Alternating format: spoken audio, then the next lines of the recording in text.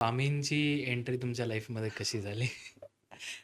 In short IITचं background आहे माझं. हं. त्यामुळे लॉजिक आणि सायन्स ह्याच्याशिवाय पुढे गेलेली नाही आहे. ओके. पण 2016 मध्ये डोळे बंद केले होते आणि स्वामींची एंट्री म्हणण्यापेक्षा स्वामी दिसले. हं. ते मला म्हणाले, "अक्कलकोटला काहीतरी द्यायचं आहे." सो हं. स्वामी आणि गजानन महाराज यांच्यातला फरकही माहीत नव्हता. पण ओके. कशी-बशी पोचले आणि तिथून आल्यावरती माझी अख्खी लाईफ चेंज झाली. बरं. मला असं वाटतं की प्रत्येकाचा अनुभव असतो हं. आणि हा प्रश्न निघाला म्हणून सांगतेय हो, हो. की काही डाउनलोड्स येतात, मार्गदर्शन मिळतं. स्वामी स्वतः काही खाली येत नाहीत, पण हं. मला तशी तशी लोकं भेटतात, हं. तशी तशी पुस्तकं भेटतात, तशी तशी मला काही रील्स किंवा स्टोरीज कशा ना कशातनं माझ्या प्रश्नाचं उत्तर मला मिळतं. ओके. आणि इतकी गंडांतर आली म्हणजे हं. मागच्या 5 वर्षात पण एवढे ऑपरेशन्स आणि हे इतकं झालं.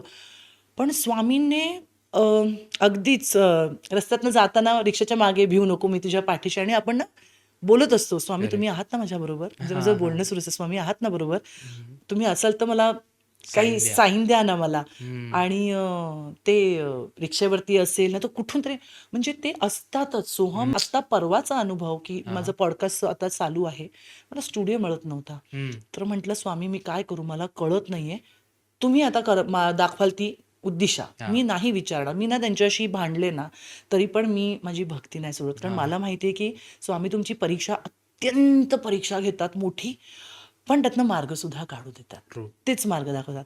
तर मी तो विचार करत होते की आता नकोच करूया आपण, जाऊ हं. दे. आणि आत्ता माझं सोनचाफा प्रोडक्शनचं गाणं लॉन्च केलं मी, हो, हो, रूप हो. दिगंबर स्वामी. हं. त्याचं लॉन्च अक्कलकोटला झालं. ठीक ओके. आहे. तर म्हटलं, "स्वामी इतकं गाणं केलं, सगळं केलं, तुम्ही असं का करताय? मला एवढा का त्रास देताय?" हां, हां. पण म्हटलं, "नाही, काहीतरी तुमचं हेतू असेल, काहीतरी बेस्टच द्यायचं असेल, म्हणून तुम्ही मला आधी खाली जायला सांगताय." जसं म्हणतात ना, बी जमिनीच्यात पेरल्यावर ती रोपटं येतं. वाह! स्वामी तुम्हाला तिथे हं. मी भक्ती नाही सोडली. माझा एक मित्र भेटला. हं. तो बोलला, "अगं काय झालं? असं का चेहरा पडलाय?" म्हटलं, "अरे पॉडकास्ट करायचेत."